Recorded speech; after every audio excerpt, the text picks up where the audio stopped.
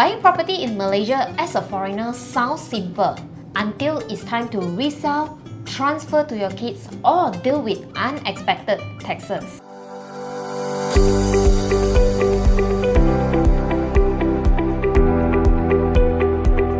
Hello everyone, this is Cindy. Today we have got Kylie Liong, the founder of Tey Co, with more than 10 years of legal experience to sit with us to walk you through what most investors only learn too late. Stick around to learn from her today to protect your investment. I've prepared total 8 questions to ask Kylie today to answer. Let's jump into the first one. What kind of state authority approval are required for foreigners who want to buy property in Malaysia, Kylie? Okay, for non-Malaysian, if they want to buy a property in Malaysia, they have to get a foreigner consent with a state authority. Usually, how much does the property consent cost for a Kuala Lumpur address, for example? For Kuala Lumpur property, it will be about 1,000 to 2,000 for the foreigner consent application. So just for information, if you are purchasing a property through developer, sometimes the developer will absorb the foreign consent fee. However, if you are buying a sub-sale property, you might need to bear the foreigner consent fee. Here's the number 2 question. Kylie, is there any difference between buying a freehold or leasehold property as a foreigner, and how does this affect the transaction timeline? Okay, one actually gives you the ownership forever. Another one actually comes with the expiry date. Yes. By looking at the words itself, freehold. Freehold means that you hold something freely. Means that you hold the property forever. Okay? Right. So what is leasehold? Leasehold is like, lease means tenancy. So means that you hold the property for a certain period of time. Yeah. Normally it's about 99 years. Right. So when the time comes, either you have to leave the house, or maybe you have to apply for extension, for renewal of your lease. Understand. So if that's the case, right, could you actually enlighten the foreign investor how long usually a freehold transaction property can be, and also for a leasehold to complete a full transaction? For the freehold, definitely it's slightly faster. To complete the transaction is about 3 to 4 months from the date you sign the SMP.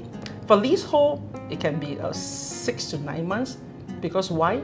You need to get foreigner consent, you need to get state authority consent. There's a double consent you have to apply for.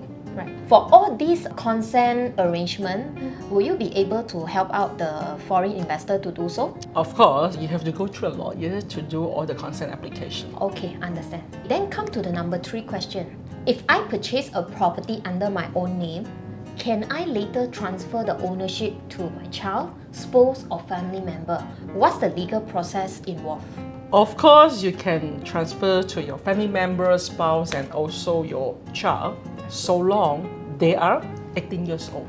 Right. So what is the legal process?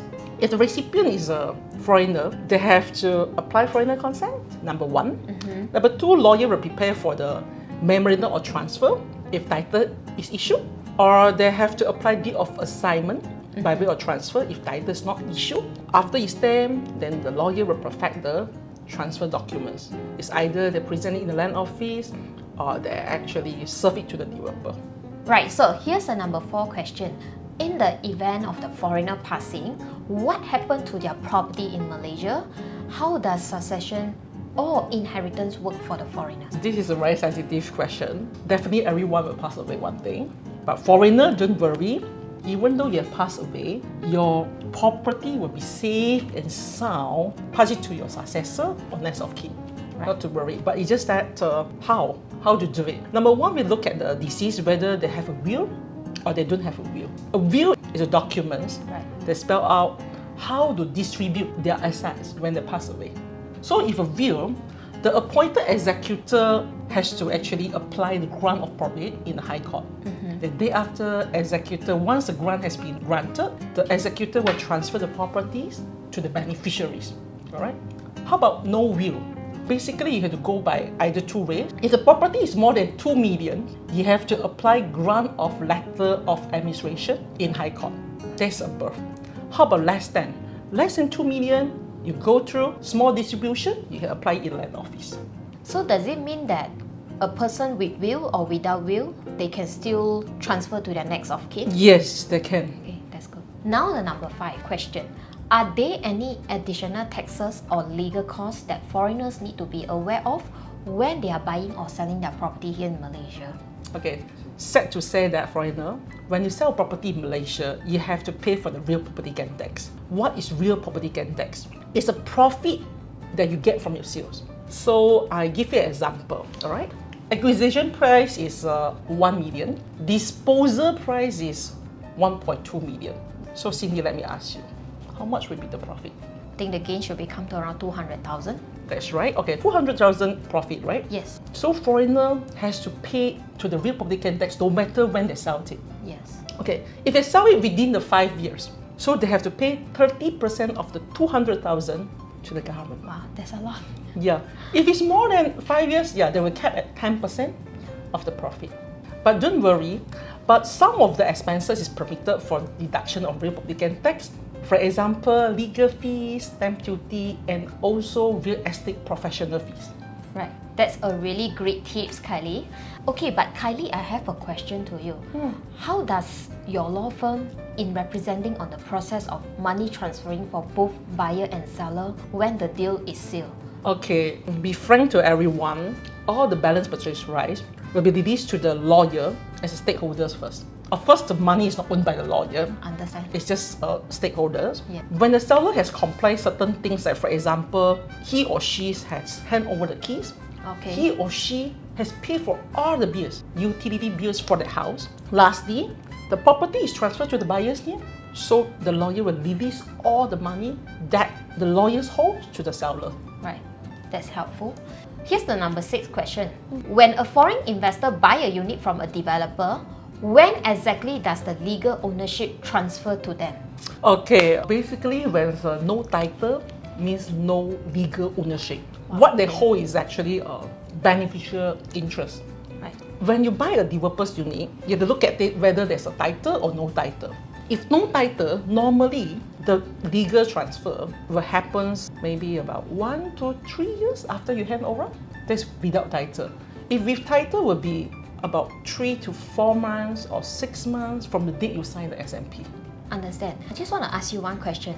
Is it normal that a developer's unit usually will take 1 to 3 years to actually perform this title transfer? Yeah, it's quite normal that the title comes a bit later.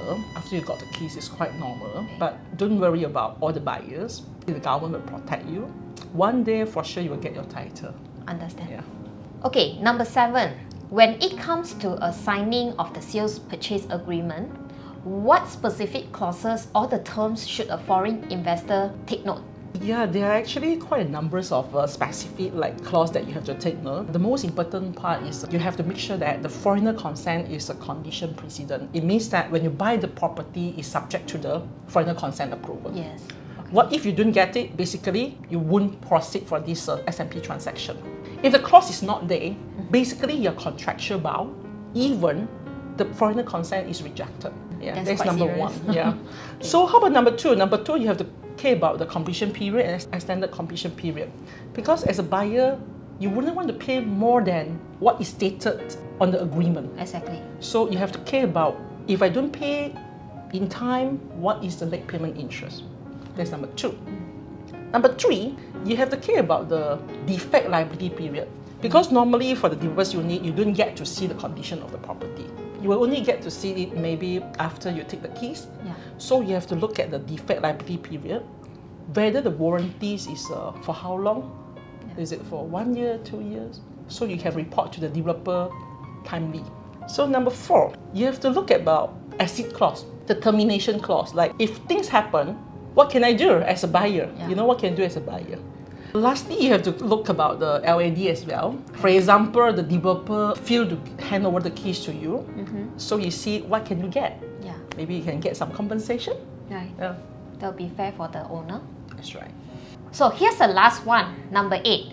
If I'm an overseas investor, can I legally sign the SMP or other legal documents virtually? Do I need a notary or is virtual witnessing by a Malaysian lawyer acceptable, Kylie? Good news, and also thanks to COVID-19, since year 2022, virtual witnessing is acceptable, of course with conditions.